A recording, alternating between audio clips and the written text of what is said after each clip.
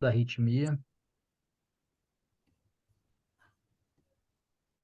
tanto na identificação da arritmia aí, quanto no tratamento, tá? Então, vou tentar explanar um pouquinho, tentar passar por todas as arritmias aí, pelo menos dar o básico aí para vocês, tá? Para conseguir identificar no pronto-socorro, no atendimento do dia a dia aí e ajudar os pacientes, tá bom?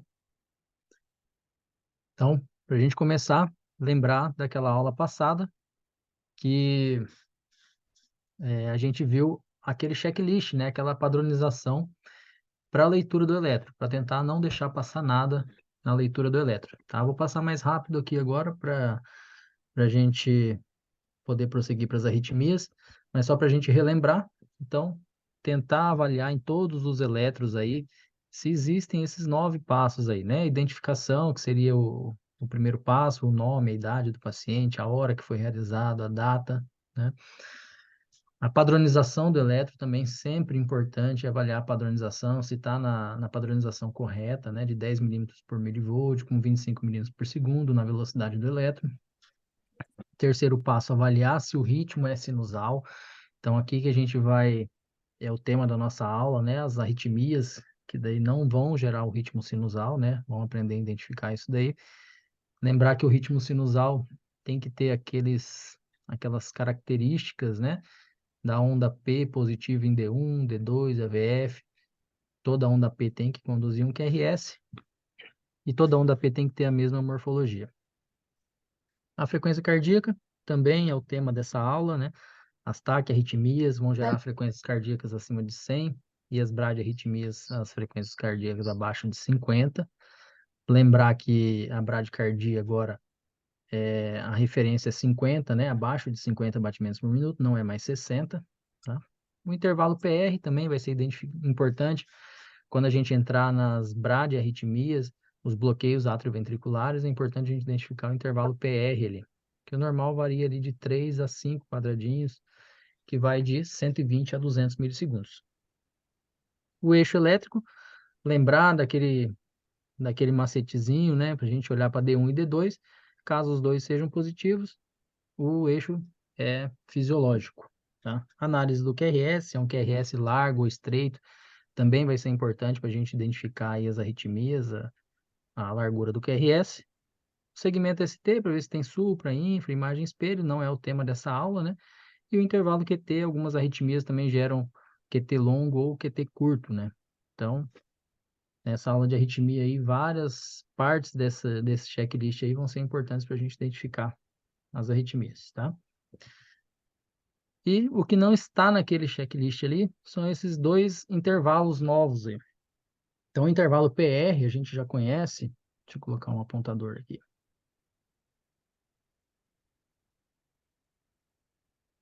O intervalo PR a gente já conhece, que é o início da onda P ao início do QRS. Então, que varia ali de 3 a 5 quadradinhos. Eu coloquei essa linha aqui, que é um P'R, porque nas arritmias, provavelmente o ritmo não vai ser sinusal. Então, como não é sinusal, não é uma onda P. Então, por isso que está identificado como P', tá? E existe esse outro intervalo, que é o RP'. Então, é a distância da onda R até a próxima onda P, tá? Para a gente gravar isso que vai ser importante, eu vou explicar mais para frente ali. Então, o que que é isso? O intervalo PR vai do início da onda P ao início do QRS, e o RP', o início do QRS até o início da onda P. O normal, o fisiológico é isso, que o PR' seja menor do que o RP', tá? Esse é o fisiológico, esse é o normal no ritmo sinusal, tá? Algumas arritmias vão inverter esse padrão, tá? Então, como a onda P nesse traçado de elétrica aqui, por exemplo, está caindo no final do QRS, não está caindo no local habitual dela, que é o início do QRS, então o intervalo RP' ficou menor do que o intervalo P'R, então esse padrão se inverteu. Isso aqui vai ser importante lá nas taxupras para a gente poder identificar, tá? Só para vocês terem uma ideia do que são esses intervalos, e aí mais para frente, quando chegar na arritmia, eu vou falar de novo deles, tá? Então, as arritmias são divididas em 4 grandes grupos aí, né? As taquiarritmias com ritmo regular, que elas são divididas em QRS estreito e QRS largo, tá? E as taquiarritmias com ritmo irregular, que também são divididas em QRS estreito e QRS largo, tá? Dentro de cada uma dessas existem várias arritmias, tá? Vou tentar passar por quase todas aqui, explicar um pouquinho de cada uma, para a gente poder ter uma ideia, tá bom? Então, para a gente começar, né? Esse aqui é um caso de uma taquicardia sinusal, tá? Peraí, um pouquinho. Uma taquicardia sinusal. Não é uma arritmia, né? Mas é um ritmo que gera uma frequência cardíaca alta, uma frequência cardíaca acima de 100, e é o fisiológico, quando um paciente, por exemplo, tem febre, algum quadro infeccioso, né? Passou por tá com crise de ansiedade. Então, é um ritmo taquicárdico, mas é um ritmo sinusal, porque existe onda P positiva em D1, D2 e AVF. Toda onda P conduz um QRS, tá? E toda onda P tem a mesma morfologia. Então, é um ritmo sinusal, mas taquicárdico, né? Com uma frequência cardíaca acima de 100. Aqui as ondas P. E taquicardia porque a frequência acima de 100, tá? E a taquicardia, que é gerada, né, pelo acima dos ventrículos, geralmente a gente tem a ideia de que tenha um QRS estreito, tá? Mas nem todas as taquicardias que são geradas acima dos ventrículos, né, as taquicardias supraventriculares, geram QRS estreito. Aqui a gente tem um exemplo de um paciente que tem um bloqueio de ramo e fez um quadro de uma taquicardia. A taquicardia é sinusal porque tem onda P nessas derivações, toda onda P conduz um QRS, todas elas têm a mesma morfologia, mas a gente observa que tem um QRS largo aqui, acima de 120 milissegundos. Então, é um paciente que provavelmente já tinha um bloqueio de ramo prévio e está com algum quadro infeccioso, algum outro quadro que gere essa taquiarritmia, tá?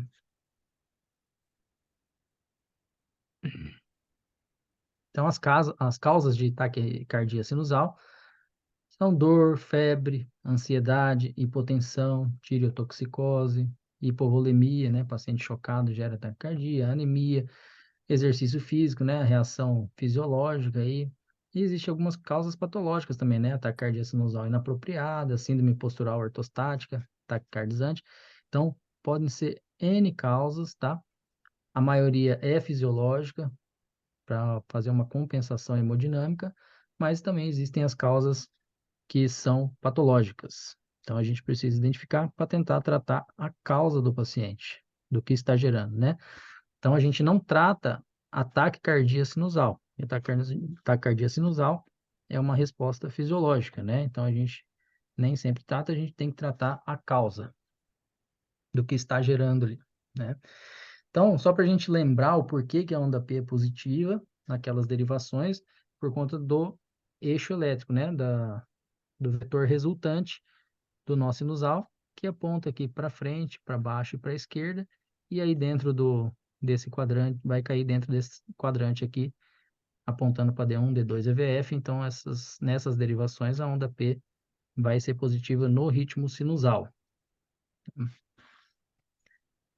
Então, aqui, um ritmo sinusal normal, que não está taquicárdico, né? Onda P positiva nessas derivações. Toda onda P conduz o QRS, todas elas têm a mesma morfologia. Aqui é um exemplo de um ritmo atrial. Por quê? A gente observa que tem onda P, toda onda P conduz um QRS, mas a onda P aqui nesse caso, elas são negativas, ó, não são positivas nessas derivações, onde ela deveria ser positiva. Então já não é um ritmo mais sinusal, esse ritmo não está sendo gerado do nó sinusal, está sendo gerado de algum ponto do átrio que não o nó sinusal, tá?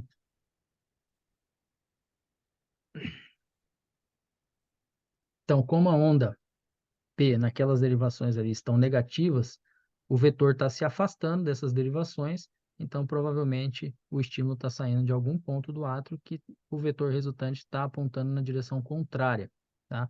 Caso tivesse nascido no nó sinusal, o vetor resultante apontaria naquela direção dos quadrantes, das derivações aqui D1, D2 e VF, tá? Então, quando há uma onda P negativa, nessas derivações, o estímulo está sendo gerado de algum outro ponto do átrio que não o nó sinusal. E quando a gente tem um ritmo atrial com uma frequência cardíaca acima de 100, a gente chama de taquicardia atrial. E quando tem um ritmo atrial com uma frequência cardíaca abaixo de 100, a gente chama de um ritmo atrial ectópico, né?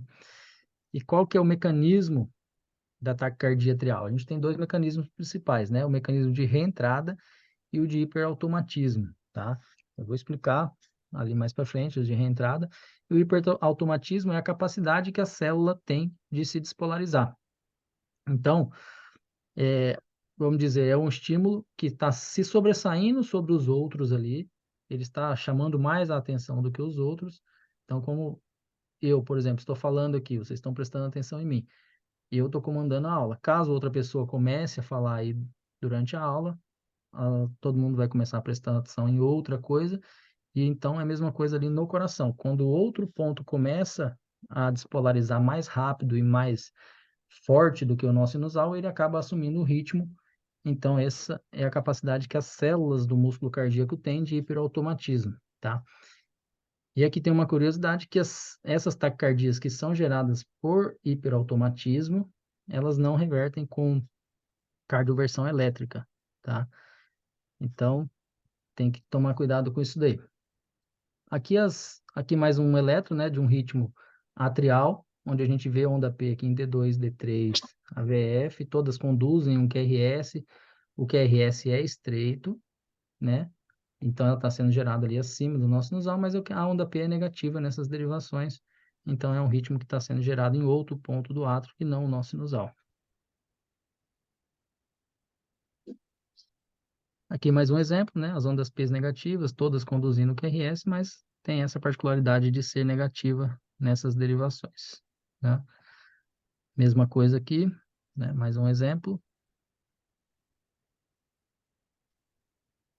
Um outro exemplo. Então, se a gente bate o olho rápido num eletro desse, olha que o ritmo é regular, tem onda P, toda onda P conduz um QRS, a gente acaba olhando rápido e falando que é um ritmo sinusal, e na verdade não é, é um ritmo atrial, né? E as causas de taquicardia atrial, a principal causa é o DPOC. Então, pacientes DPOC geralmente fazem taquicardia atrial e geralmente é uma taquicardia atrial multifocal. Aquele estímulo não nasce de um ponto só do átrio, ele vai nascer de diversos pontos diferentes do átrio ali, tá? CIA, cardiomiopatia hipertrófica, pós-operatório de cirurgia cardíaca, estenose mitral, intoxicação digitálica, cardiopatia hipertensiva. Então, qualquer doença, qualquer patologia que mexa com o átrio pode gerar uma taquicardia atrial, tá?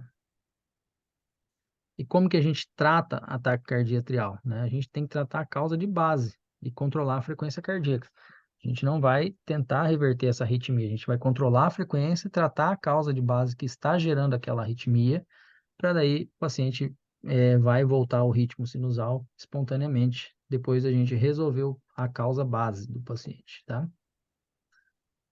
E aqui é um caso de uma taquicardia também, que tem onda P, toda onda P conduz um QRS, mas tem onda P positiva. Só que cada onda P tem uma morfologia diferente, ó. Essa é diferente dessa, que é diferente dessa, aqui já não tem, aqui tem uma onda P diferente. Então, isso é o que a gente chama de taquicardia atrial multifocal. Então, o estímulo está nascendo de diversos pontos do átrio ali, simultaneamente ali, né? Então, está nascendo de diversos pontos, cada um gerando uma morfologia de onda P, tá? Isso aqui também pode ser chamado de marca-passo atrial mutável, taquicardia atrial multifocal, tem vários nomes aí, tá? Geralmente, o paciente DPOC faz essa arritmia.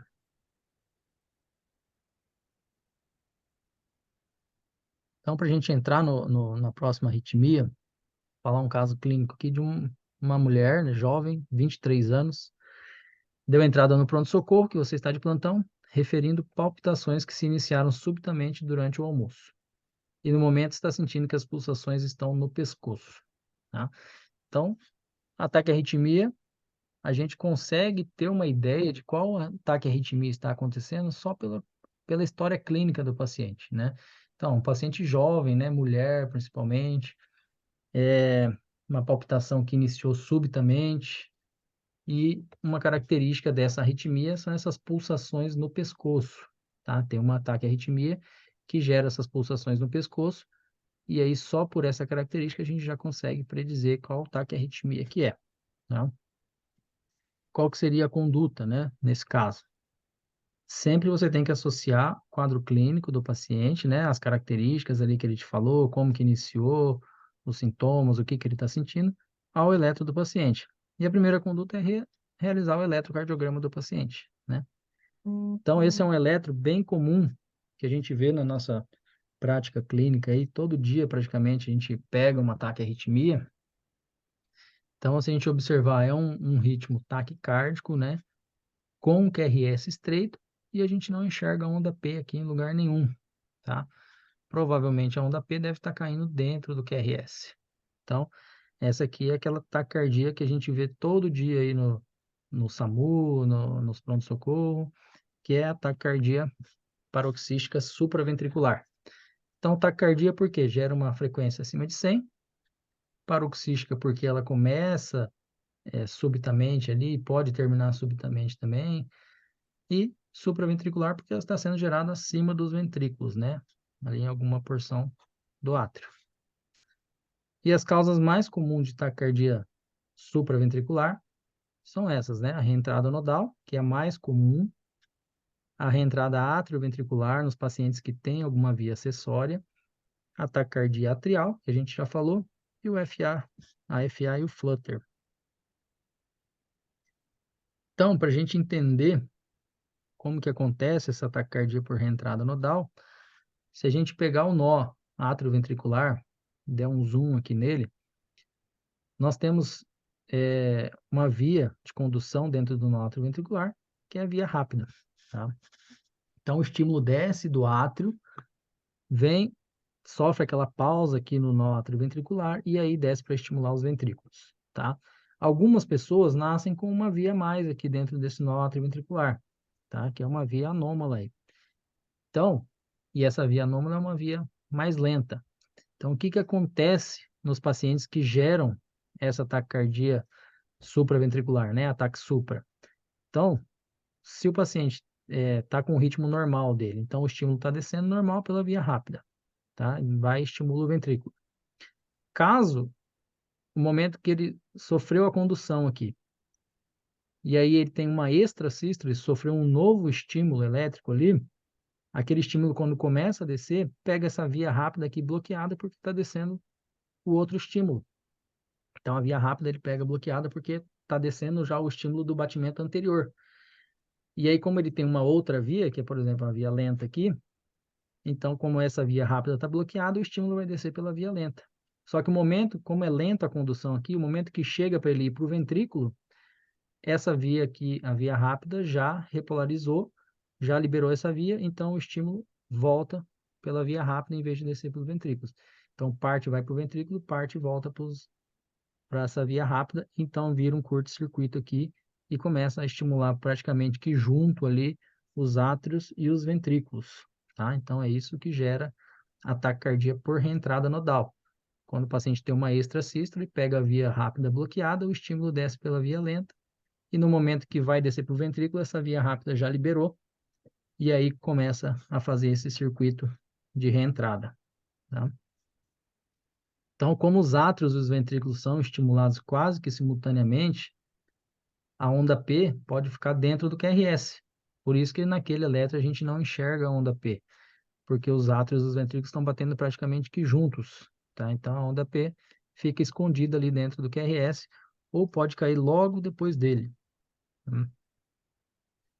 E por isso também, voltando aqui, por isso também que o paciente refere aquelas palpitações no pescoço, tá? Porque como os átrios e os ventrículos batem praticamente que juntos, quando o ventrículo contrai, às vezes pega as válvulas atrioventriculares fechadas e aí sofre aquela onda de pulso para o pescoço do paciente. E o paciente sente uma pulsação no pescoço.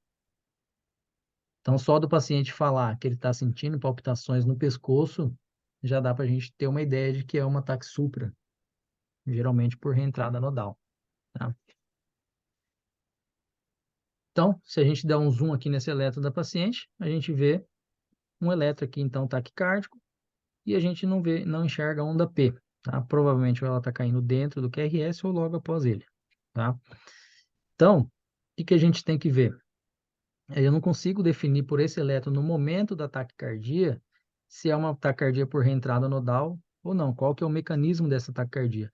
Assim que a gente reverte essa taquicardia, dá para a gente ter uma noção, porque o eletro pós-reversão, a gente observa aqui no final do QRS e o início do segmento ST, a gente não observa esse entalhe que tinha aqui durante a taquicardia.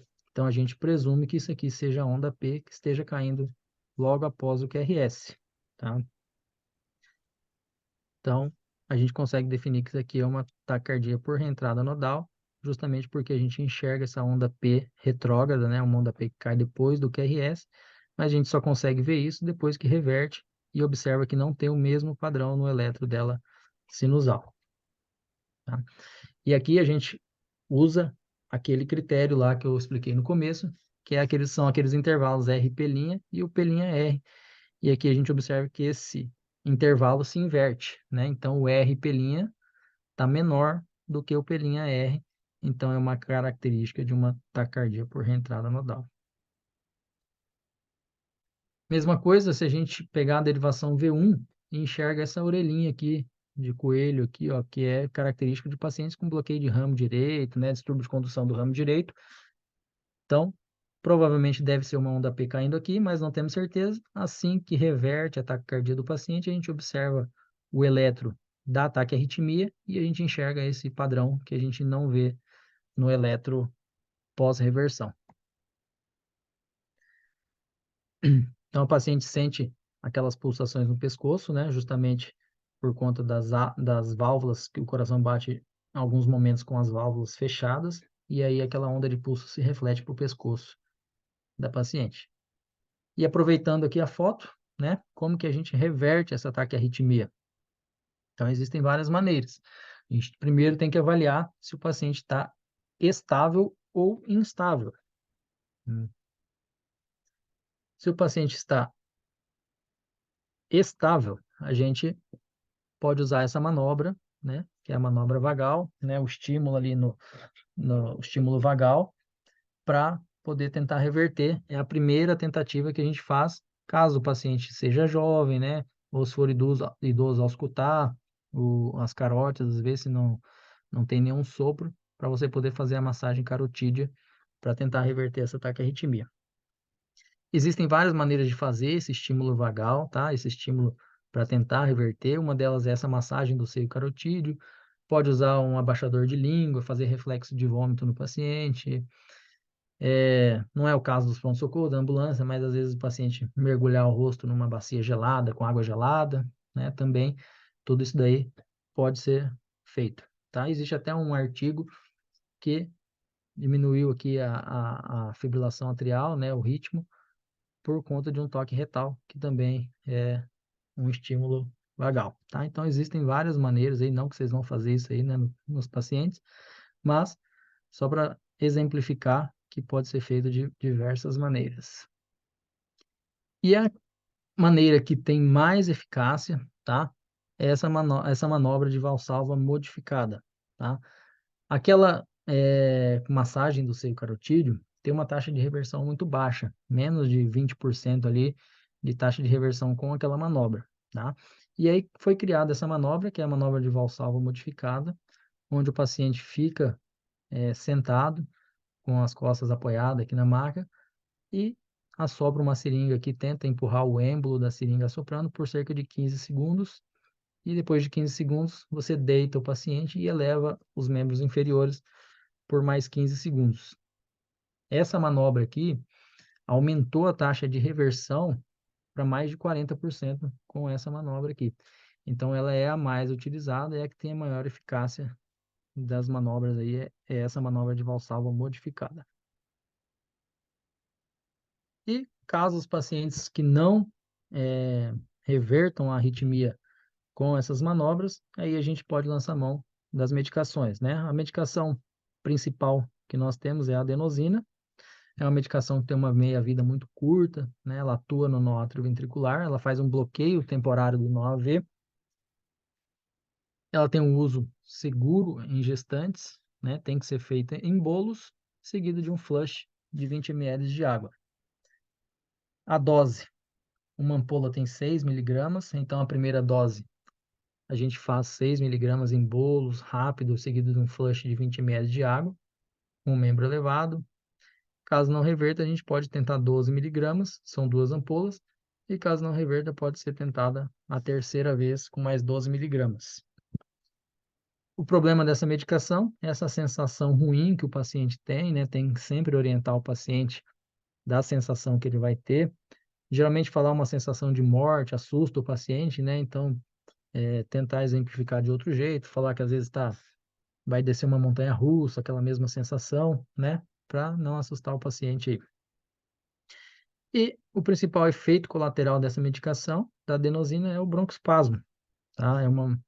Nunca vi nenhum caso de broncoespasmo, mas é descrito na literatura e é um broncoespasmo, inclusive, grave, que não reverte aí com qualquer medicação, tem que ser feito metilxantinas, ali, aminofilina, para poder reverter esse broncoespasmo causado pela adenosina. E será que a adenosina reverte só a taquicardia por reentrada nodal?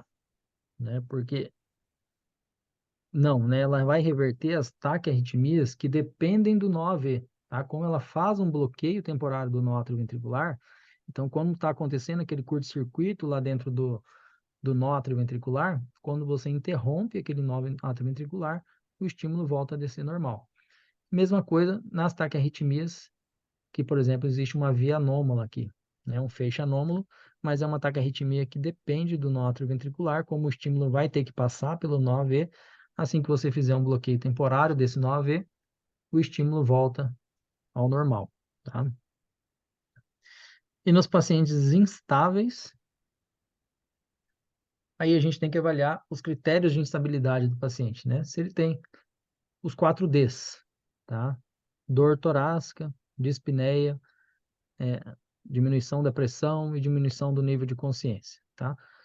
Então, caso o paciente tenha algum desses critérios aqui, algum desses 4 Ds, dor torácica, ou dispneia, ou hipotensão, ou rebaixamento do nível de consciência, caso o paciente tenha algum desses critérios, ele tem critério de instabilidade, então você tem que pular essa parte da manobra vagal, pular a parte da adenosina e partir para a cardioversão elétrica.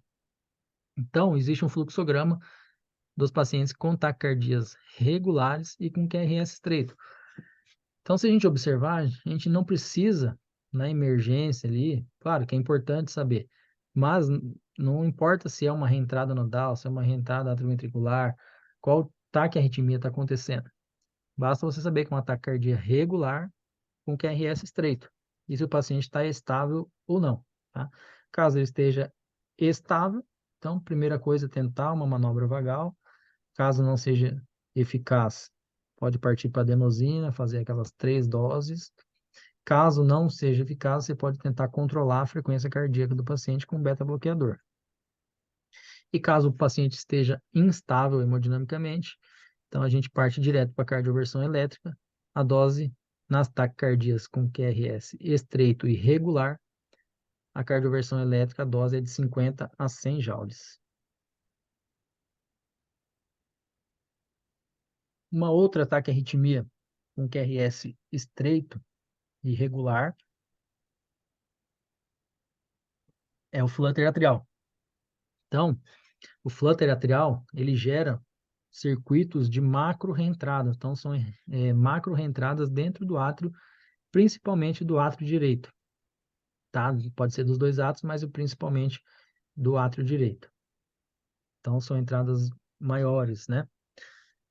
E essa é a sensação que o paciente refere quando tem um flutter, tá? Um flutter de alta resposta, ele refere que tem um pássaro, parece que tem um pássaro batendo as asas dentro do peito. Então, existe essa característica aí que o paciente pode falar para você, tá? E o flutter, a gente consegue observar principalmente as ondas F do flutter na... Espera só um minuto. na parede inferior, tá? Por quê? Não importa pra gente aqui agora, mas existe o flutter atrial típico no sentido anti-horário e no típico com sentido horário, tá? O que é isso? Como existe uma macro reentrada aqui dentro do átrio, tá? Então o circuito está gerando essa reentrada dentro do átrio. A parede, o local que está enxergando de baixo para cima, que enxerga melhor essas macro reentradas e o estímulo vai em direção a essas derivações, é a parede inferior, tá? A parede inferior está aqui na região de baixo e aqui os eletrodos estão enxergando de baixo para cima o átrio, tá? Então, caso seja um flutter anti-horário, a gente vai ver as ondas se afastando da parede inferior. Então, a gente olha na parede inferior umas ondas F negativas aqui. E caso tenha o sentido horário desse flutter, como o estímulo vai descer, vai apontar em direção à parede inferior, na parede inferior a gente consegue observar essas ondas F positivas, né? Então, o flutter, sempre a gente tem que observar, se a gente está em dúvida, observar a parede inferior para ver se a gente enxerga essas ondas F aqui. Não importa se é horário ou anti-horário, tá? É enxergar essas ondas F, que são as ondas do flutter, na parede inferior, que é a melhor parede para conseguir observar o flutter, tá? Então ele tem essa característica, essas ondas F é o quê? São essas ondas serrilhadas aqui, que parece um dente de tubarão, um dente de serra, né? Então existe essa característica de um dente de serra aqui, ou um dente de tubarão, que são essas ondas F, que chamam, né? Então, o flutter existe, às vezes a gente gera dúvida, né? Gera muita dúvida no flutter, porque quando está com uma frequência muito alta, às vezes a gente não consegue observar essas ondas F, tá? Então a gente fica na dúvida qual taquiarritmia seria, tá? Então existem algumas características do flutter que a gente suspeita que aquela taquiarritmia seja um flutter, tá? Então o flutter geralmente gera uma frequência cardíaca em torno de 150 batimentos por minuto. Então, quando você vê uma taquicardia, uma frequência ali praticamente que cravada em torno de 150 batimentos, pode suspeitar que seja flutter isso daí. Uma outra característica do flutter é que ele gera essa onda aqui, que parece uma onda P, exatamente no meio entre dois QRS, tá? Então, caso fosse uma onda P, teria que ser mais próximo aqui do QRS, ou uma onda T mais próximo desse outro QRS, mas ele gera essa onda aqui no meio entre dois QRS. Isso aqui também é uma característica do flutter, tá? Então, se a gente tem dúvida, pode lançar mão da adenosina, pode ser feita uma adenosina para o paciente para tentar diminuir aquela condução AV ali, faz um bloqueio temporário do nó AV, você vai diminuir aquela condução e aí você vai conseguir enxergar essas ondas serrilhadas que é do flutter. A taquiarritmia não vai reverter com adenosina, tá? Porque o flutter não depende do nó AV, é uma macro reentrada dentro do átrio. Então, mas a gente consegue diminuir a frequência cardíaca do paciente e aí conseguir fazer o diagnóstico de qual taquiarritmia que está acontecendo, tá?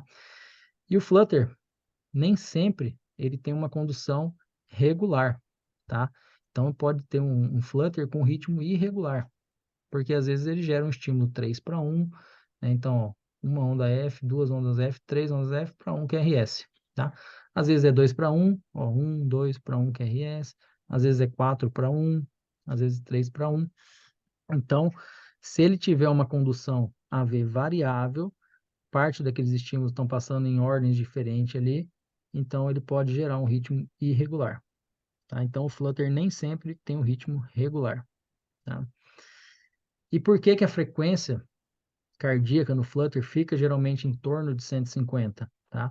Porque a frequência atrial do flutter, a taquicardia que o flutter gera dentro do átrio, a taquicardia atrial do flutter, ela gira em torno de 300 batimentos por minuto. Como o nó AV vai filtrar parte desses batimentos, no flutter geralmente com condução 2 para 1, a cada dois estímulos vai passar só um para os ventrículos. Então, como girar 300 batimentos por minuto o átrio, então vai passar só 150 batimentos para os ventrículos, que é o mais comum, tá? Por isso que geralmente o flutter gera essa frequência cardíaca de 150.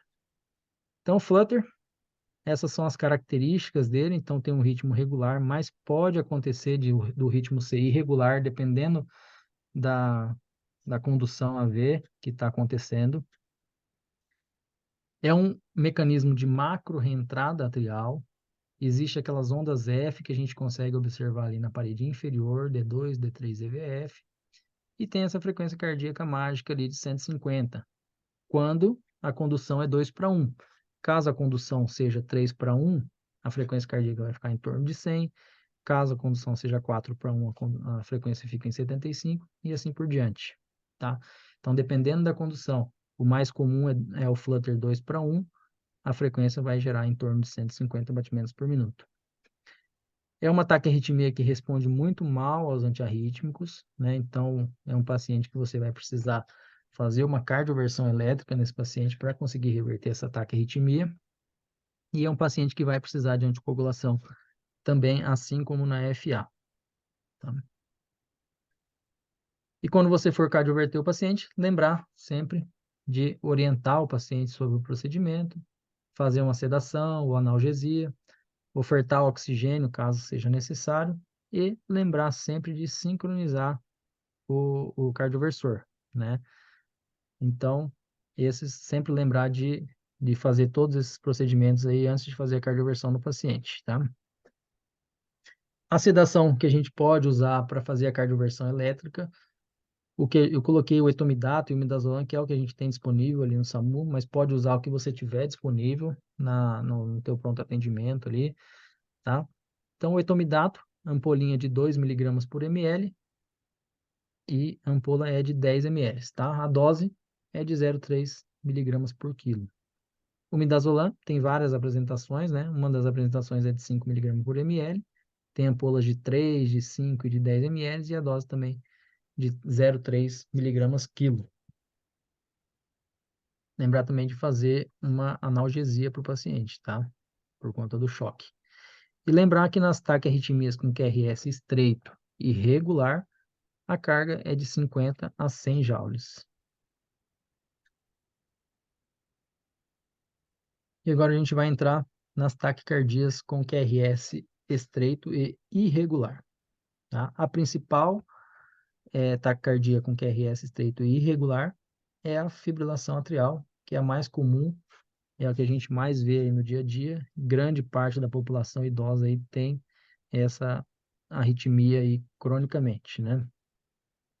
O flutter ele gera, né, uma macro reentrada atrial, já a FA gera micro reentradas, são reentradas menores, principalmente no átrio esquerdo, mas também pode gerar no átrio direito, né? É a taquiarritmia que foi descrita, a mais antiga, né, que já foi descrita, é a FA, foi descrita por esse imperador chinês aí, que chamava o Imperador Amarelo, Huangti, o nome dele. Ele viveu ali ó, antes de Cristo, tá? E foi o primeiro que descreveu essa taquiarritmia, tá? Ele descreveu exatamente isso, ó. Quando a irregularidade do pulso aparece, a vida se esvai. Então, é uma taquiarritmia que já foi observada aí já antes de Cristo e perceberam que quando o pulso ficava irregular, logo o paciente morria. Né? Claro, não descreveram o mecanismo, o que que era, mas perceberam que quando o pulso ficava irregular, logo o paciente morria. E mais para frente, já lá no século XV, também foi descrita novamente aí mais por médicos, né, como palpitações revoltosas, depois delirium cordis ou pulsos irregulares perpétuos. E o que que é a FA? Né? É uma arritmia que está sendo gerada em diversos pontos do átrio, são micro reentradas no átrio, então não gera onda P porque não está sendo gerada no nó sinusal, tá? Ela gera um ritmo irregular, um ritmo irregularmente irregular e com QRS estreito, tá? Porque está sendo gerada ali supraventricular, tá?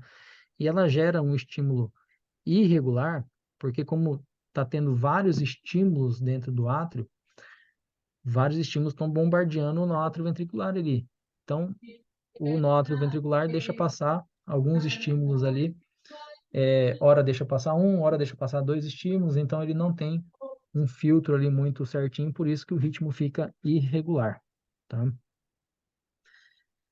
E as causas de fibrilação atrial são geralmente também as causas que mexem ali também com o átrio, tá? Então, paciente com hipertensão atrial, diabetes mellitus, diabetes faz geralmente fibrose atrial, tá? Obesidade, síndrome da apneia do sono, insuficiência cardíaca, as valvopatias, principalmente estenose mitral, tá? O átrio vai ter que fazer uma força excessiva para jogar o sangue ali para o ventrículo, acaba crescendo de tamanho e aí gerando uma FA. Foi descrito recentemente aí a parte genética também como uma causa de FA. O álcool, então existe aquela síndrome, né, Holiday Heart Syndrome, que é a síndrome do final de semana, o paciente que ingere muito álcool ali durante o final de semana, e aí na segunda-feira ele faz uma FA, tá? Por libação alcoólica. E doença coronariana também pode ser uma das causas de FA. Então, aqui um eletro, um exemplo de uma FA, um paciente que a gente não observa onda P, tá? Um ritmo irregularmente irregular, com QRS estreita e ausência de onda P. O único diagnóstico possível aqui é FA, tá? Então, a taquicardia dele, lembrar que a frequência cardíaca na FA a gente não faz aquela continha lá 1.500 dividido pelo número de quadradinhos. Então, a gente observa aqui o maior traçado, que tem em torno de 10 segundos, conta quantos QRS tem dentro desse traçado e multiplica ali por 6 para dar os 60 segundos, tá? Aqui mais um exemplo de FA. A gente pode enxergar essas ondas aqui, que às vezes pode confundir com onda P, tá? Mas são ondas de fibrilação, onda F minúscula, tá? São ondas de fibrilação, o átrio está só tremendo, só fibrilando, e aí gera esse traçado. Então, lembrar que a FA não tem onda P, o ritmo é irregularmente irregular, não, ele não tem um padrão de irregularidade, tá? E não tem e o QRS estreito, tá? E às vezes gera dúvida também com o paciente que está com uma frequência cardíaca muito alta. Então, às vezes a gente bate o olho nesse eletro e aí acha que o ritmo está regular, tá? Mas se a gente observar aqui em D1, a gente observa que o ritmo é irregular mesmo, tá? E não tem onda P.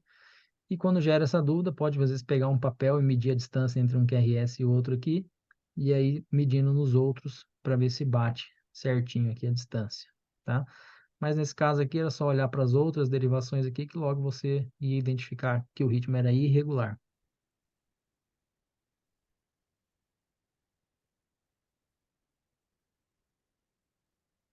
E nem sempre gera taquiarritmia, né? A FA. Então o paciente pode conviver com essa arritmia aí cronicamente, ter uma frequência cardíaca controlada e a frequência nem sempre vai ser aumentada, nem sempre é uma taquiarritmia.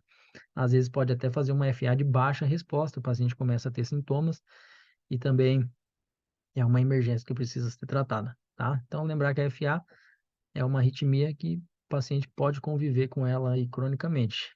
Então, o paciente que chega no pronto-socorro com uma FA, a primeira coisa que você tem que identificar qual o tempo daquela arritmia. Se tem menos do que 48 horas ou se já tem mais do que 48 horas.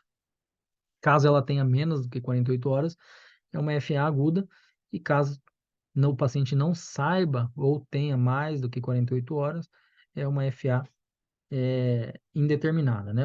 Por tempo indeterminado. E nesse caso, você tem que anticoagular o paciente, nesse caso de indeterminado, e fazer só o controle da frequência e anticoagular o paciente, não tentar reverter, porque existe o risco de AVC, né? E na taquicardia ali na FA, né, que tem um QRS estreito e irregular, se você for optar pelo controle da frequência cardíaca, não pelo controle do ritmo, então existem algumas medicações, tá? Desculpa, se você for optar pelo controle do ritmo, né? Se você quiser reverter essa taquiarritmia, tá? Não pelo controle da frequência. Se quiser reverter a arritmia, então existem essas medicações que podem ser feitas, tá? E você tem que saber qual que é a função ventricular do paciente. se ele tem uma disfunção ventricular ou se ele não tem disfunção ventricular. Como o paciente chega no pronto-socorro, geralmente ele não tem um ecocardiograma, não conhece, né, a função do coração dele, nem você vai conhecer.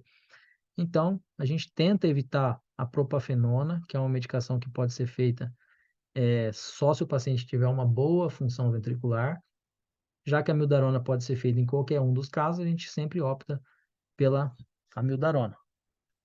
Tá? A propafenona tem que ser feita a primeira vez no ambiente hospitalar, né? A dose é de 600 miligramas, que é aquele pill in the pocket, né? Então, você faz, o paciente chegou com FA a primeira vez no pronto-socorro ali, ele sabe o momento que começou aquela arritmia, você conhece a função ventricular dele, você pode tentar a propafenona, faz essa dose de 600 miligramas, são dois comprimidos, e espera ali que logo vai reverter essa taquiarritmia dele, tá? Caso isso aí reverta e o paciente não tenha nenhum problema durante a internação, ele pode ir com essa medicação para casa, e caso ele tenha o sintoma em casa, outras vezes ele pode tomar o remédio em casa e nem precisa ir para o pronto-socorro, tá? O problema da propafenona, que tem que ser tomada no ambiente hospitalar, é porque às vezes ela pode reverter a FA, mas o paciente entrar num flutter, numa condução 1 para 1, tá? Então, e aí é um caso grave, que daí o paciente pode evoluir para uma PCR, tá? Então, a primeira vez que for feita, tem que ser feita no ambiente hospitalar. Caso não tenha nenhum problema, pode mandar o paciente para casa com propafenona, tá? E como você não conhece a função ventricular do paciente, então só sobra a mildarona mesmo, para a gente tentar reverter essa arritmia quimicamente, tá?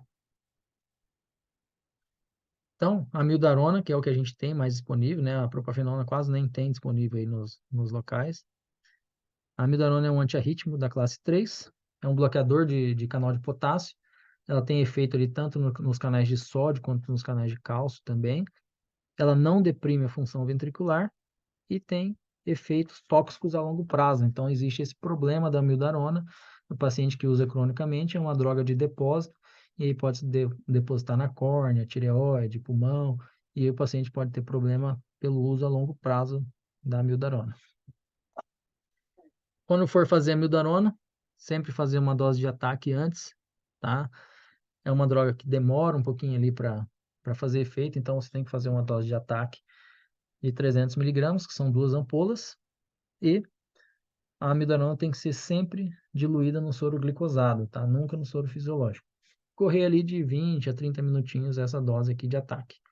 E depois a dose de manutenção, que são 900 miligramas, aquelas 6 ampolas, também no sorinho glicosado, para deixar correr ali em 24 horas, para poder impregnar a droga no paciente. E mesma coisa, avaliar se o paciente está estável ou instável. Então, caso o paciente esteja instável, avaliar aqueles 4Ds, né? Se existe algum desses 4Ds, ele tem critério de instabilidade, e aí a conduta é cardioversão elétrica.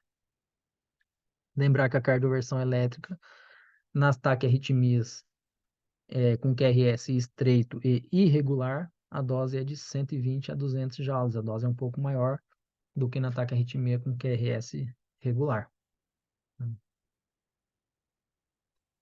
E no paciente que você for optar pelo controle da frequência cardíaca, tá? Então você não sabe o tempo daquela FA, você vai optar só por controlar a frequência cardíaca do paciente.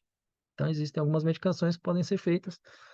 O metoprolol, que é uma delas, tem bem disponível aí nos pronto-socorro. Pode usar um bloqueador de cálcio não de hidropiridínico, né? Verapamil, Jutiazem. Ou, caso o paciente tenha disfunção ventricular, aí você não vai poder usar essas medicações, aí tem que optar pelo deslanosídeo, que é um digital, tá? O deslanosídeo é uma droga um pouco lenta, tá? Às vezes você não vê o efeito na hora. É bem questionada essa droga, quase não se usa mais, era usada muito antigamente nos casos de insuficiência cardíaca, mas assim como ela salvou muitas vidas aí na época que era usada ali em torno dos anos 2000 ali, também matou muito paciente por conta da intoxicação, né, por essa droga. Então, é uma droga aí que é bem questionável para usar. O problema de usar essa droga também, que os pacientes que têm via anômala, né, aquela outra via acessória ali entre o átrio e o ventrículo, essa droga aqui, ela também faz um bloqueio parcial ali do nó atrioventricular. Então, se o paciente está com uma FA de alta resposta e ele tem uma via anômala, se você bloquear o nó AV, aquela alta resposta vai descer toda pela via anômala e aí o paciente pode entrar numa fibrilação ventricular, tá? Mesma coisa, a adenosina também, se você usar num paciente com FA que tem a via anômala, também você pode bloquear o nó AV e aquela condução descer toda pela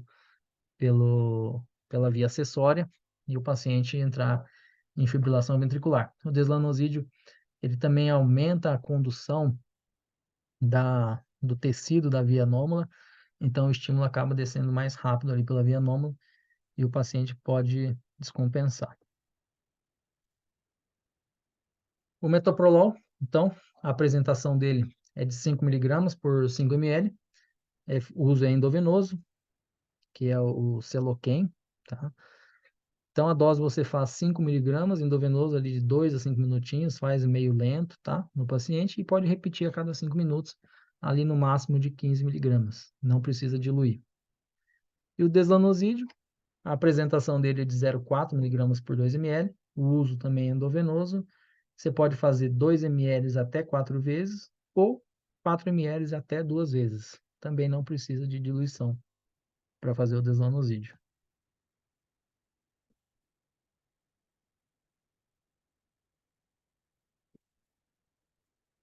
Então, na fibrilação atrial, vai avaliar se o paciente está estável ou instável.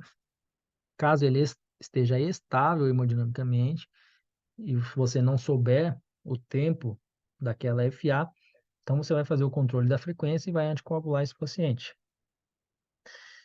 E vai observar se ele é elegível para cardioversão, né? Caso tenha algum registro de que tenha começado menos de 48 horas, o paciente saiba. Se ele não for elegível para cardioversão, você vai manter aqui só na controle de frequência e anticoagulação. Caso ele seja elegível para cardioversão, aí você pode optar pela cardioversão química ou elétrica, tá? A química foram as medicações que eu falei, tá? Ou a cardioversão elétrica, que aí a dose da ataque arritmia com QRS estreito e irregular, a dose é de 120 a 200 joules. Agora a gente vai entrar nas taquicardias com QRS largo e irregular, tá? A gente tem três principais taquicardias com QRS largo e ritmo regular, que é a taquicardia atrioventricular antidrômica, a TV monomórfica e ataque supra com aberrância, tá? Que a gente tem uma ideia de que as taquicardias que são geradas acima dos ventrículos, ela tem um QRS estreito, e as que são geradas abaixo dos átrios, que são geradas nos ventrículos, tem o QRS largo, tá? Então, não é bem assim. As taquicardias com QRS estreito são as taquicardias que usam o sistema de condução, tá? Então, as taquicardias, o estímulo elétrico que usa o sistema de condução vai gerar um QRS estreito. As taquicardias que são geradas, os estímulos que são gerados fora do sistema de condução, quando é gerado no músculo cardíaco, ela vai gerar um QRS largo. Então, ela não usa o sistema de condução, tá? Isso é importante para a gente conseguir identificar algumas arritmias também, que a gente já vai falar agora, tá? Então, as taquicardias com QRS largo, a gente tem que avaliar se é uma taquicardia ventricular, que é uma das causas mais graves, né? Ou se é uma taquicardia supraventricular com aberrância, um paciente com bloqueio de ramo, por exemplo, né? Então, a gente precisa diferenciar essas duas aí. Se é uma taquicardia com taque supra com aberrância, né? Com bloqueio de ramo esquerdo, ou se é uma taquicardia por reentrada atrioventricular antidrômica. Vou explicar isso daqui. O que é a taquicardia por reentrada atrioventricular antidrômica? Então, o paciente com QRS estreito, o estímulo desce, sai do nó sinusal, passa pelo nó atrioventricular e desce pelo sistema de condução, tá? No paciente que tem uma taquicardia ele tem uma via acessória, por exemplo, Então, se o estímulo descer por essa via acessória, não vai usar o sistema de condução natural do paciente. Então, se ele descer pela via acessória e vai fazer o caminho inverso, tá? Ele vai gerar um QRS largo, porque ele não está usando o sistema de condução. Caso esse estímulo desça pelo sistema de condução do paciente e suba pela via anômala, ele gera um QRS estreito. Caso ele não use o sistema original aqui do paciente, né? Ele vai gerar um QRS largo, que é a taquicardia antidrômica, tá? Sabe o peso do Heitor? E as Tá taquicardias, com ele aí? Tem que outro com ele? 80% das vezes, é uma taquicardia ventricular. Então, se você viu uma taquicardia com QRS largo, Ouvido direito ou esquerdo? 80% das vezes vai ser um ataque ventricular, Começou com tá? dor de ouvido? E no coração, com alguma doença estrutural, se o paciente já tem alguma doença estrutural cardíaca ali, Não. Pra ti? essa porcentagem aqui aumenta muito mais para ser uma taquicardia ventricular. Então, cerca de 95% das vezes Ah, que você observa uma taquicardia com QRS largo e mas o regular, dói, tá? 95% das vezes vai ser uma Mas TV, o dói. tá? Ou seja, na dúvida, se você não Não consegue pode ficar identificar com ali se dói. é uma TV ou uma ataque supra com Não, aberrância, né? tenta tratar como ataque Segura. ventricular. Não pode Peraí, soltar, mas segura. deixa eu só ver quem está falando para tirar o áudio aqui.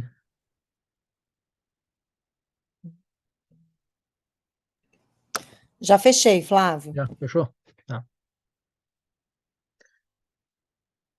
Então, a grande dúvida nas taquicardias com QRS largo e regular é justamente isso, a gente tentar identificar se é um ataque ventricular ou se é alguma outra arritmia que gere QRS largo, tá? Então, existe um, um critério, tá? Que são esses batimentos de fusão. Então, se você observar uma taquicardia que tem a QRS largo, né? E no meio do eletro ali você enxerga algum QRS estreito, tá? São os batimentos de fusão, os batimentos de captura, tá? O que que é isso? Então, se a gente pensar a taquicardia ventricular, o estímulo é gerado no músculo do ventrículo, então ele vai gerar um QRS largo e ele tá, como está sendo gerado no ventrículo, não está usando o sistema de condução, não está usando o nó sinusal, então o ventrículo e os átrios estão batendo independente um do outro, eles não estão se comunicando. A partir do momento que aparece um batimento com QRS estreito, no meio do eletro ali, de uma taquicardia com QRS largo, tá? Significa que esse batimento aqui foi conduzido pelo sistema de condução. Ele foi gerado lá pelo nó sinusal e usou o sistema de condução. Ou seja, isso é um sinal de dissociação atrioventricular, que é um dos critérios para que seja um ataque ventricular, tá? Então, viu uma taquicardia com QRS largo e está na dúvida, mas viu um batimento de fusão ali, um batimento de captura, isso é um sinal de dissociação, e isso aqui é característico de um ataque ventricular. Tá? Aqui mesma coisa, né? Um batimento de fusão, uns QRS largos, tá? Então, viu isso daí, é um critério para que seja um ataque ventricular esse eletro. E existem vários critérios para tentar identificar, né, e diferenciar se é um ataque ventricular ou se é um ataque supra com aberrância, tá? Então, quando existem vários critérios, nenhum é tão bom assim, né? Tá? Então, existe esse principal, que é o critério de Brugada, que avalia o quê? A primeira coisa, são 4 perguntas, tá? Que esse critério faz. Caso você responda sim para alguma dessas perguntas, é um ataque ventricular. Então, qual que é a primeira pergunta? Ausência de complexo RS em todas as derivações precordiais? Se for sim, é uma TV, se não, vai para o próximo critério. Então, o que que é isso? Exatamente isso, ó. Você não enxerga onda R seguido de uma onda S. Aqui, ó, por exemplo, só tem onda S, só tem onda S, aqui só tem onda R, tá? Aqui só tem onda S, aqui só tem onda R. Então, é um critério, a ausência de R e S nas precordiais é um critério para que seja TV. Então, esse caso aqui é um ataque ventricular. Próxima pergunta, né? Caso tivesse respondido não para aquela pergunta ali. O intervalo RS é maior do que 100 milissegundos em uma derivação precordial? tá? Então, o que que é isso? Você olha para alguma das derivações precordiais e pega o início da onda R até o final aqui da onda S, essa distância aqui, se for maior do que 100 milissegundos, lembrar que cada quadradinho aqui equivale a 40 milissegundos, né? Então, aqui tem quase 120 milissegundos. Então, isso aqui é um critério para ataque ventricular. Caso não seja, você vai para a próxima pergunta, é provável que seja um ataque supra, tá? Eu vou passar critério por critério desse aqui, só para vocês terem uma ideia, tá? De como usar esses critérios e o que quer dizer cada um deles. Mas lembrar que 80% das vezes vai ser ataque ventricular. Então, se você tratar como um ataque ventricular, você provavelmente não vai errar, tá? Próximo critério, existe dissociação atrioventricular? Então, o que que é isso? Ou você enxerga essas ondas P perdidas aqui, ó, dissociadas no meio dos complexos QRS, ou aquele batimento de fusão, que eu falei quando você enxerga algum batimento de fusão ou captura no meio do elétron, é um critério de dissociação que pode ser um ataque ventricular. Então, isso aqui é muito difícil, menos de 20% das vezes consegue enxergar uma dissociação, porque a frequência geralmente é muito alta, a gente não consegue enxergar essas ondas P perdidas, mas caso você consiga enxergar, consiga ver, é um critério para que seja TV.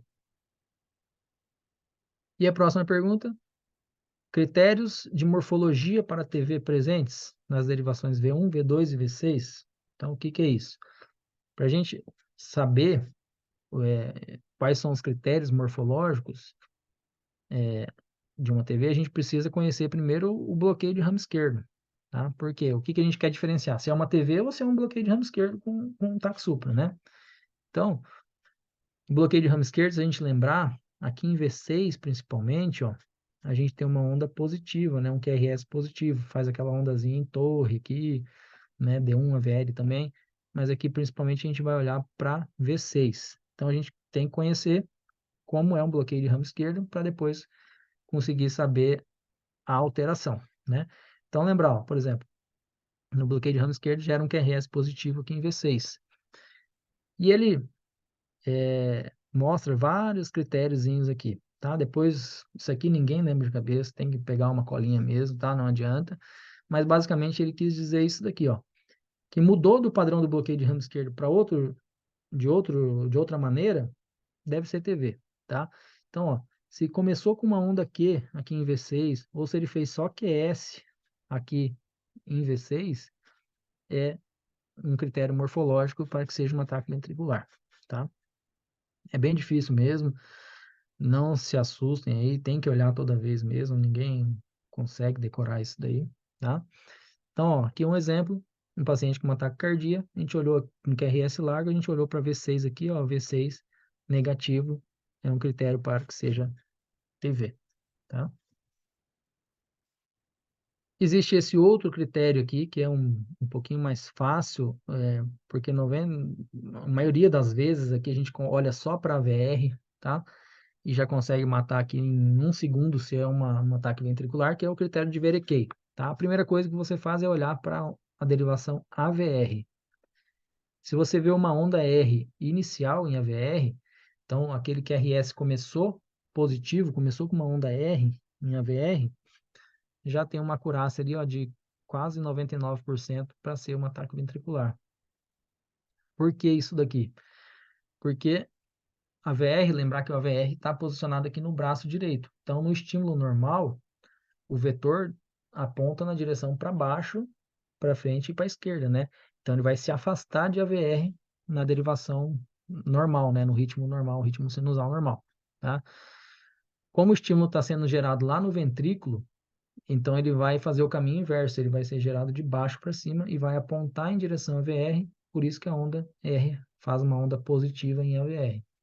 Caso tenha essa onda R inicial em AVR, tem uma acurácia aí de quase 99% para que seja TV. Deixa eu ver se eu coloquei um por um aqui. Aqui, ó. Então, AVR, onda R inicial aqui em AVR. Bateu o olho aqui, tá na dúvida. Bateu o olho, viu onda R, viu onda positiva aqui em AVR. É um ataque ventricular, tá? O próximo critério de Verequei ele avalia se a onda R é maior do que 40 milissegundos. O que que é isso? Ele vai pegar o início do QRS aqui até o pico da onda R e medir essa distância aqui. Caso seja maior do que 40 milissegundos, maior do que 1 quadradinho, esse aqui é um critério para ataque ventricular também.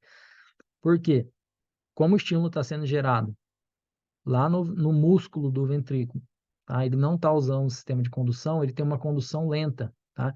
Então, ele vai fazendo uma condução lenta até o momento que ele chega lá no sistema de condução, tá? Nas fibras de His, Purkinje lá, e aí ele faz uma condução mais rápida, e aí ele desce mais rápido aqui, tá vendo? Então, onda R inicial maior do que 40 milissegundos é um critério para ataque ventricular também.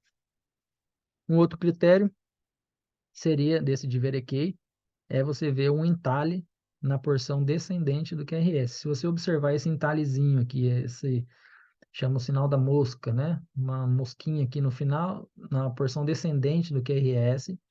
Isso aqui é um sinal de dissociação atrioventricular, a onda P provavelmente está caindo aqui. Então, é um sinal também que seja um ataque ventricular. Tá? Esse outro aqui é um problema, tá? Porque é bem confuso. O que que ele avalia?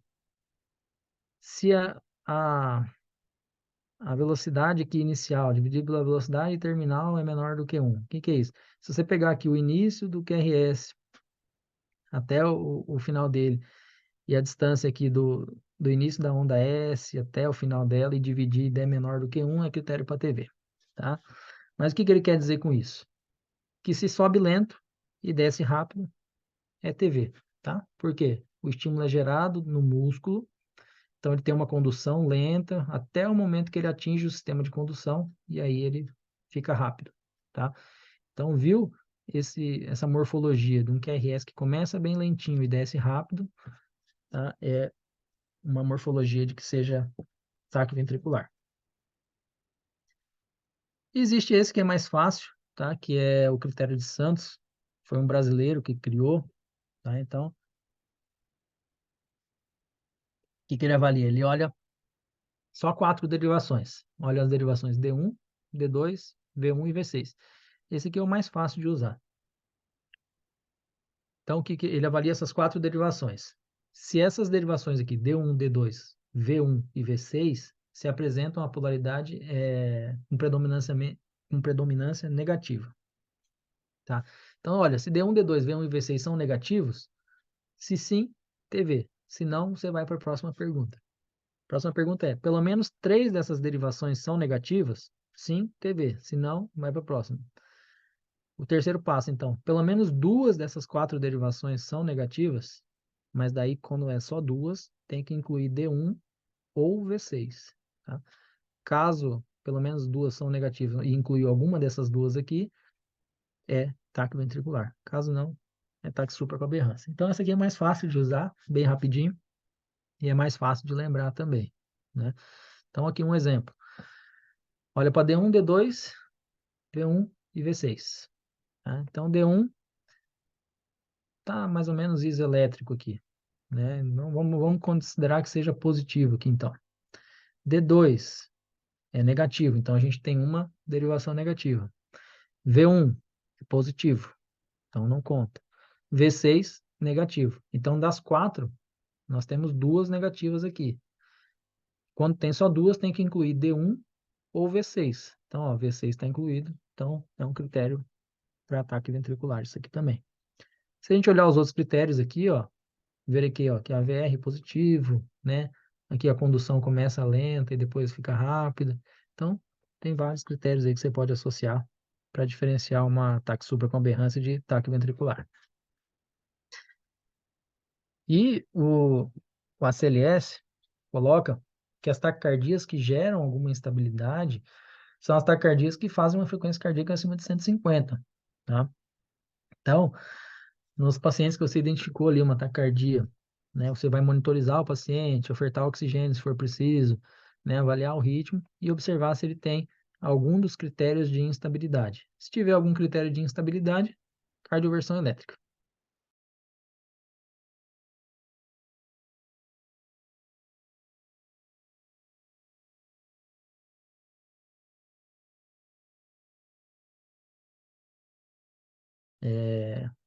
pode ser largo, né, ou estreito, que daí você, caso seja uma ataque supra com aberrância, vai reverter se você fizer adenosina, né?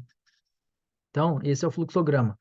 Taquicardias com QRS largo e regular, vai avaliar se o paciente está estável hemodinamicamente. Então, você pode tentar uma manobra vagal, porque às vezes pode ser um ataque supra com aberrância, né? Então, caso seja um ataque supra e tiver condição de reverter, vai reverter com uma manobra vagal. Se não for eficaz, você pode tentar uma adenosina, tá? Para nesses casos que sejam um ataque supra, né? Não seja um ataque ventricular. Se não for eficaz, você pode tentar uma mildarona ou lidocaína. Caso o paciente esteja instável, aí uma cardioversão elétrica ali de 100 joules, tá? Então, esse é o fluxograma do ACLS que usa no paciente com uma taquicardia regular com QRS largo, tá? E a mildarona, então, lembrar, né, que a gente já viu, antiarrítmico da classe 3, bloqueador de canal de potássio, né, não deprime a função ventricular, pode ser usada. Lembrar da dose, né, sempre fazer uma dose de ataque e depois impregnar com uma dose de manutenção.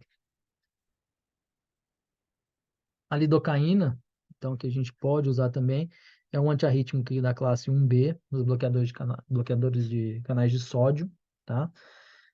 Ela é usada em arritmias ventriculares, tá? E a dose da lidocaína, que é ampolinha de 10 mg por ml e uma ampolinha de 30 ml. Tem que fazer um ataque ali de 1 a 1,5 mg por quilo em bolos e repete ali de 0,5 a 0,75 mg quilo, tá? Uma dose máxima de 3 mg por quilo. Avaliar se o paciente tem algum sinal de instabilidade, né, com aqueles 4Ds, dor torácica, dispneia, diminuição da pressão ou diminuição do nível de consciência. E caso for fazer a cardioversão elétrica, a posição das pás, lembrar que essa é a posição das pás, né, vem desenhado aqui geralmente nas pás, uma acima aqui do tórax ao lado do externo e a outra no ápice do coração, tá? Caso pode ser feito também na posição antero-posterior, mas daí o paciente tem que ficar de lado. A dose nas taquicardias com QRS largo e regular, a dose da cardioversão elétrica é de 100 joules. Então, aqui, ó, só para mostrar, aquele fluxograma ali, então, do ACLS, então, as taquicardias que geram uma instabilidade, geram uma frequência cardíaca acima de 150, tá? Vai avaliar se tem algum sinal de instabilidade. Caso esteja instável, você vai cardioverter. E caso não esteja instável, se o QRS for largo, o ACLS manda fazer adenosina. Mas existe um problema com isso aqui, tá? Por quê? Alguns pacientes podem ter essa via anômala aqui e tá fazendo aquela taquicardia antidrômica, né? Que o estímulo desce pela via anômala e sobe lá pelo nó sinusal depois. E faz uma taquicardia com QRS largo, tá? Se você usar adenosina, você vai bloquear o nó atrioventricular e aí o estímulo vai descer todo pela via anômala, que não tem nenhum filtro. Então, se estiver gerando 300 batimentos aqui, vai gerar 300 batimentos passando para os ventrículos e o paciente pode fazer uma fibrilação, tá? Então, existe esse problema. Existe esse algoritmo aqui do ESC, né, da Sociedade Europeia lá, que a adenosina você só pode usar se não tiver evidência de pré-excitação no eletro, tá? Que é essa via acessória aqui. Eu vou mostrar o que é isso aí no eletro para vocês, tá? Então, adenosina, pelo critério aqui do ESC, você só pode usar no que é taquicardia com QRS largo, se não houver evidência de pré-excitação. Então, as taquicardias com QRS largo e irregular, a gente tem a TV polimórfica, o torsade de Poix e a FA com pré-excitação. Então, aqui que está o sinal da pré-excitação que eu falei. Então, esse eletro aqui é um eletro com taquicardia, com QRS por vezes estreito, né, com ausência de onda P e irregular, né? Mas a gente observar, ora o QRS é estreito, ora o QRS é largo, tá? Então, e existe essa onda delta, que é essa onda mais lentinha aqui no começo do QRS, tá? A onda delta, aqui dá para ver bem em V5, ó, a onda delta. É a onda do paciente que tem uma via anômala, tá? Tem pré-excitação. Então, se você vê um paciente com uma FA, né, ritmo irregular, ausência de onda P, e observou essa onda delta, tá? A adenosina aqui não pode ser usada, porque você vai bloquear o nó atrioventricular e o estímulo vai descer todo pela via anômala e o paciente pode descompensar, tá? Então, lembrar sempre da onda delta, que é o paciente que provavelmente tem uma via anômala, tá?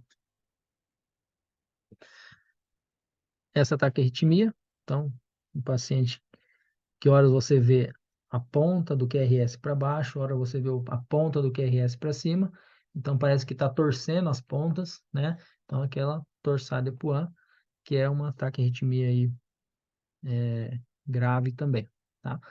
O fluxograma das taquiarritmias irregulares com QRS largo, mesma coisa, avaliar se é estável ou instável. Caso esteja estável, né, avaliar se é uma FA com Wolff ou um Torsades. Caso seja Torsades, pode fazer sulfato de magnésio para o paciente. Caso seja FA com Wolff, a conduta é cardioversão elétrica. E caso o paciente esteja instável, cardioversão elétrica, e a dose nesse caso é de 100 joules. Então, o sulfato de magnésio, como que a gente usa, né? É indicado ali no Torsade do Puan, estável, tá? O paciente pode usar essa medicação mesmo se o nível de magnésio do paciente estiver normal, tá? Você pode usar. A apresentação dele é de 50%, né? A 500 mg por ml, fica uma ampolinha de 10 ml. Então, você faz um ataque ali de 1 a 2 gramas em 5 a 20 minutos e pode repetir 2 gramas ali após 20 minutos e deixar numa manutenção de 3 a 20 mg por minuto. Vamos entrar, estamos acabando já, tá? Nas bradicardias. Então, bradicardia, pela definição, são frequências abaixo de 50 batimentos por minuto. Antigamente era 60 batimentos por minuto, agora a bradicardia é considerada abaixo de 50 batimentos por minuto. Lembrar que o débito cardíaco depende da frequência cardíaca, tá? Então, caso a frequência cardíaca baixe, o débito cardíaco vai diminuir também. E o paciente pode descompensar, né? Então, as bradicardias principais são as que são as causas dos distúrbios de condução atrioventricular. E as principais causas do distúrbio de condução atrioventricular são, a primeira causa, a mais comum, é a causa degenerativa, tá? Pacientes mais idosos, pela degeneração ali do sistema de condução mesmo. E a segunda causa é a isquêmica, principalmente ali naqueles infartos que acontecem na parede inferior, que a coronária direita geralmente irriga ali o nó atrioventricular. Então, esses distúrbios de condução podem acontecer por causa isquêmica também.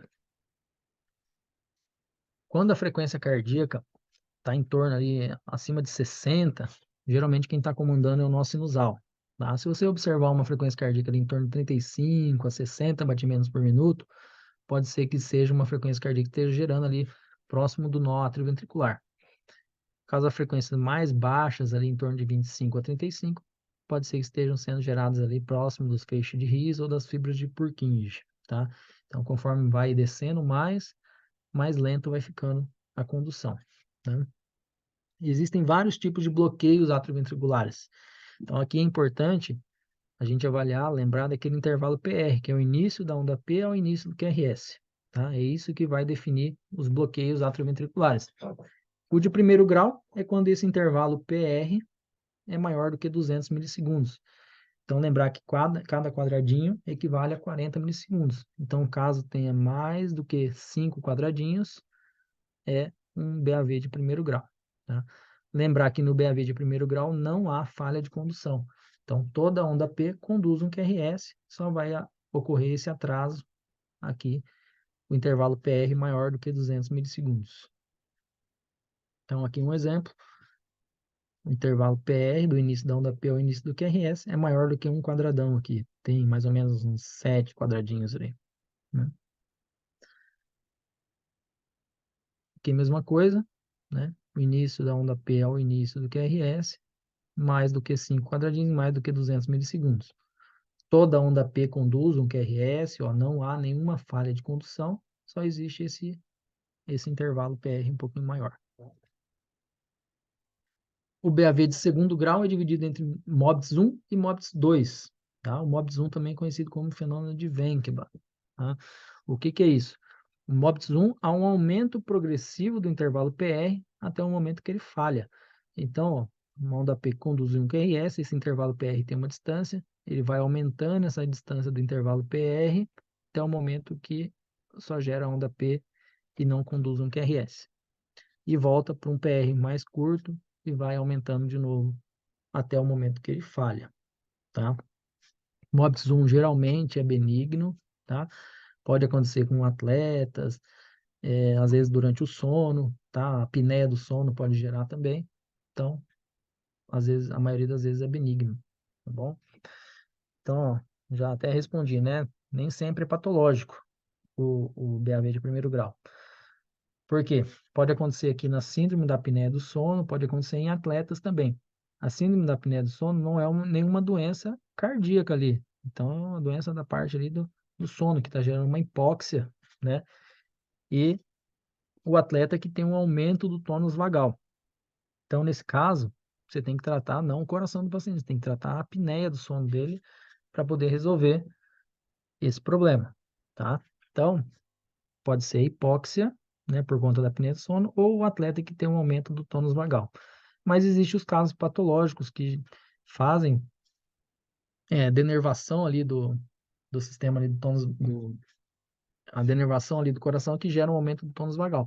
Na doença de Chagas, por exemplo, que ela também faz uma lesão do nó átrio ventricular. Então, nesse caso, um Wenkeba, né, um paciente com MOBITS 1, aqui vai precisar de um marca-passo, porque há uma denervação ali do coração, há uma lesão do nó AV, então provavelmente aqui ele vai precisar de um marca-passo, e aqui nesses casos não precisaria do marca-passo. Tá? Então, sempre avaliar a história clínica, identificar qual é o motivo, qual que é a causa daquela arritmia, para tentar resolver o problema do paciente. Aqui o exemplo, né? O intervalo PR que vai aumentando progressivamente até o momento que ele falha e o próximo batimento começa curto de novo e vai aumentando até o momento que ele falha de novo, tá? Esse é o MOBITS 1.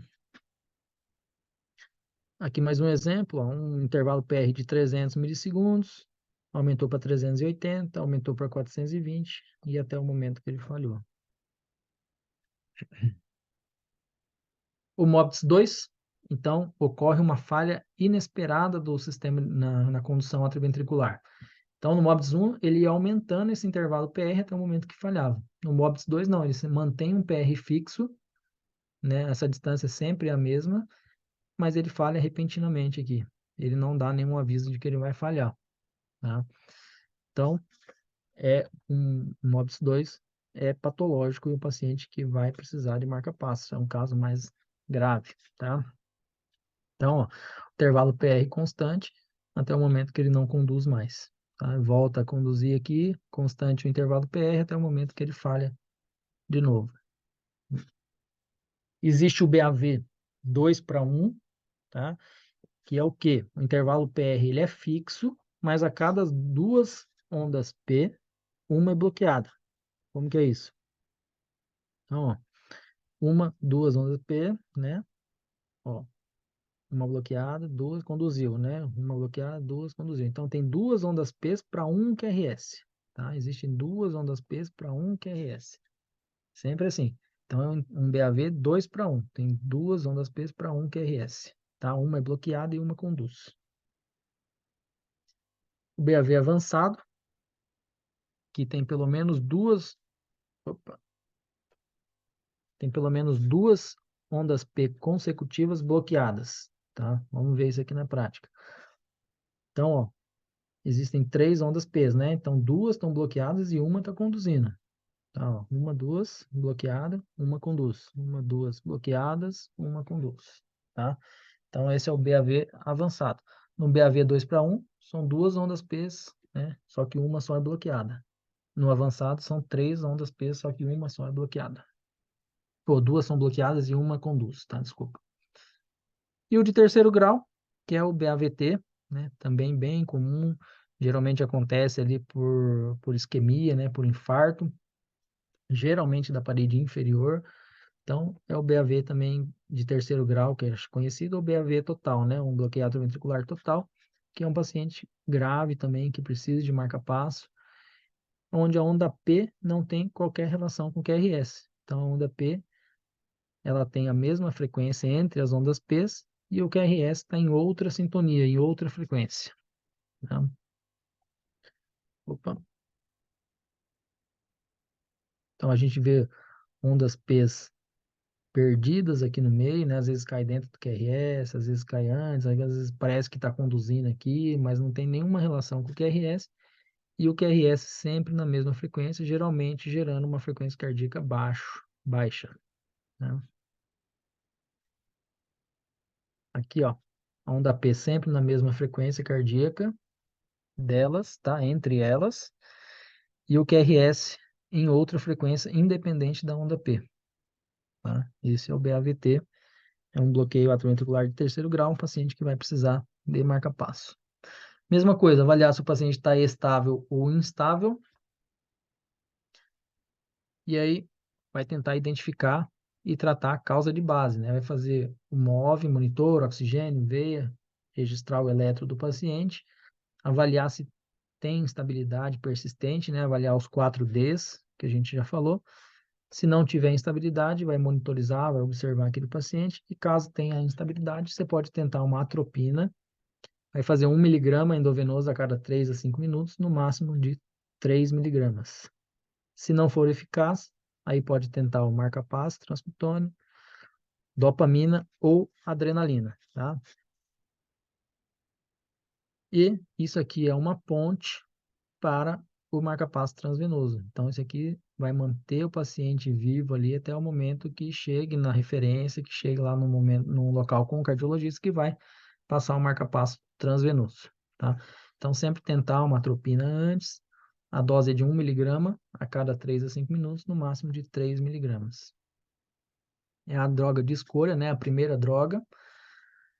Ela tem um efeito, ela bloqueia a ação da acetilcolina nos receptores parasimpáticos, ela inibe a ação vagal do NOAV e ela é bem eficaz nos bloqueios supraicianos. O que que é isso? Geralmente nos bloqueios que geram QRS estreito, tá? Então, se o paciente tem um bloqueio com QRS estreito, a atropina vai resolver bem, vai funcionar. Caso tenha um QRS largo, aí provavelmente não vai resolver você usar a atropina, tá? Então, como ela é a primeira droga, a dose é de 0,5 mg por ml. Lembrar que existe ampolinha de 0,25. Então, sempre falar a dose que você quer que faça, né? Não pedir fazer uma ampola, por exemplo, porque às vezes pode fazer uma ampola de 0,25, né? Não vai resolver. A dose é de 1 miligrama, né? Então, ou seja, 2 ampolas aqui de 0,5 a cada 3 a 5 minutos, e uma dose máxima de 3 miligramas. Caso não resolva, aí você pode tentar o marca-passo ou aquelas outras drogas, né? Dopamina, adrenalina, tá?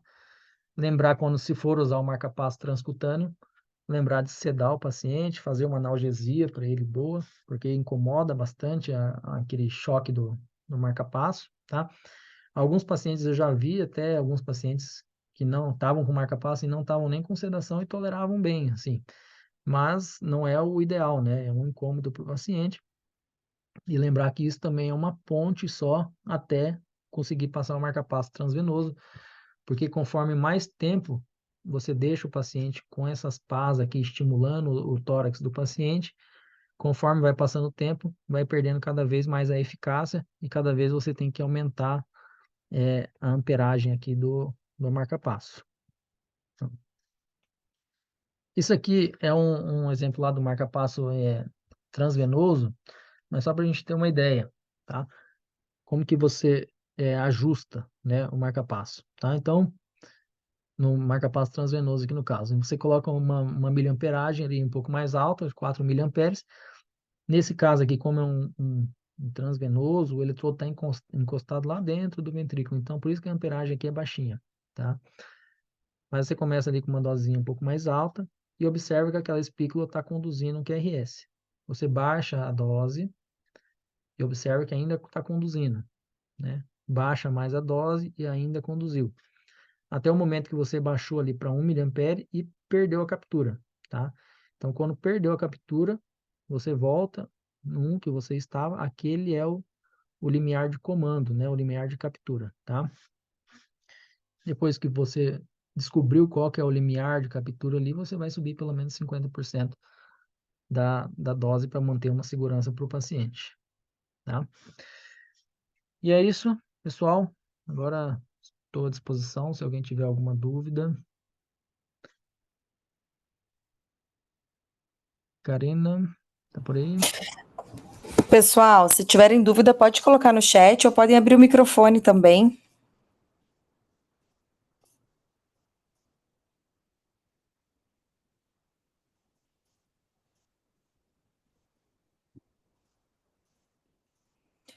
Ninguém, nenhuma dúvida? Ô, Flávio, na verdade eu tenho uma dúvida. Você estava falando ali né, da terapia de segunda linha ali para as BRAD, né? Marca-passo transcutâneo. Daí, como opção de droga vasoativa, dopamina, pela American Heart, a dose preconizada é 5 a 20 microgramas por quilo minuto. Na Sociedade Brasileira de Cardio, é que você colocou 2 a 20. Essa dose permanece ou ou ainda se usa esse limiar mais baixo ali da DOPA? Não, a gente segue o American Heart. Agora eu não vou lembrar, Karina, exatamente de como está pela sociedade lá, tá? Mas o que a gente segue normalmente é pelo American Heart mesmo, pelo ACLS, que é o que está mais padronizado aí, né, pra gente no dia a Sim, dia, sim. né? Acaba seguindo. Não vou Beleza, lembrar agora de cabeça para te falar, não. fechou. Vamos, pessoal. Dúvidas?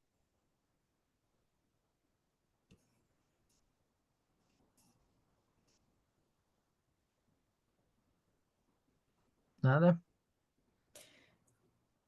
Nada, galera. Eu tenho uma dúvida, na verdade. Os pacientes que entrariam como vaga zero, por exemplo, na UPA, seriam os casos de bloqueio atrioventricular? Só o FV, TV, essas coisas a gente acaba tendo que resolver na UPA mesmo, não encaminha, né? Ah, tá. É porque assim, o FVTV, você tem que tirar o paciente da emergência primeiro, tirar o risco dele e a óbito, né? Então você vai manejar o paciente primeiro, mas é um paciente que é extremamente grave e vai precisar ir para referência sim. Só que a primeira conduta é manejar mesmo, porque não tem como transferir um paciente instável, né, para referência, para ser manejado na referência. Por isso que acabam pedindo para manejar primeiro o paciente antes de transferir, mas é um paciente que tem que ser transferido sim.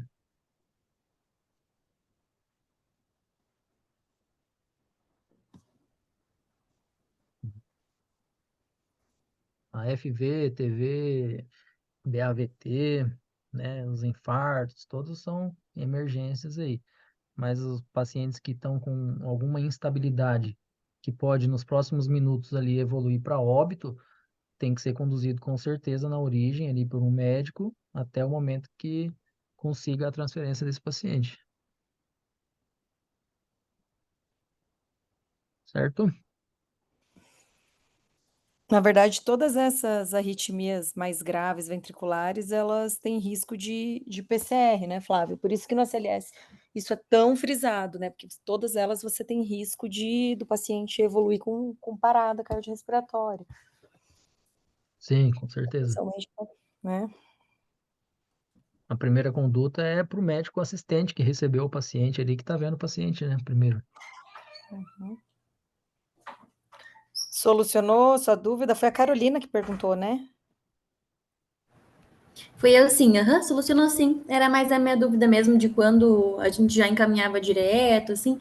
Que, por exemplo, o Bavits Grau 2, né, que vai mais por marca-passo, ali a gente tenta fazer o primeiro manejo, mas acho que seria mais uma questão de, não sei se vai central de leitos, né, ou até por vaga zero. É essa mais que ficava a minha dúvida mesmo. Obrigada.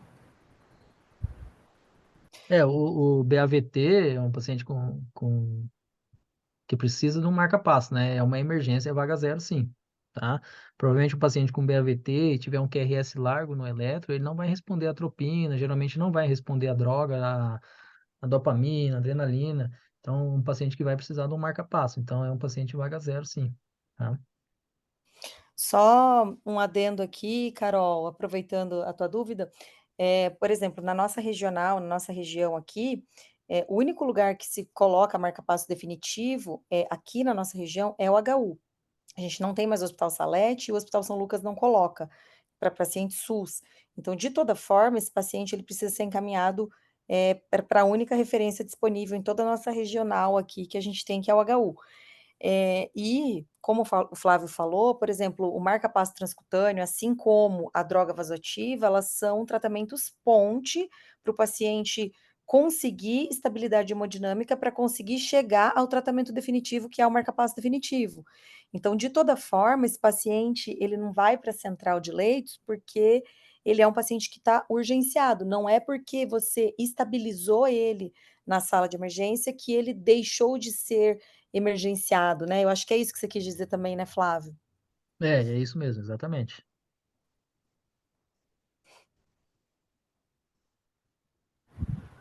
Obrigada.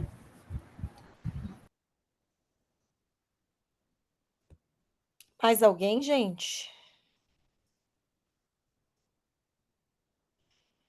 Beleza, então, acho que podemos encerrar, né, Flávio?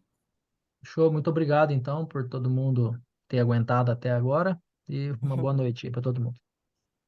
Boa noite, gente. Brigadão, Flávio, mais uma vez pela disponibilidade e a excelente aula. Boa noite, pessoal. Boa noite, tchau, tchau.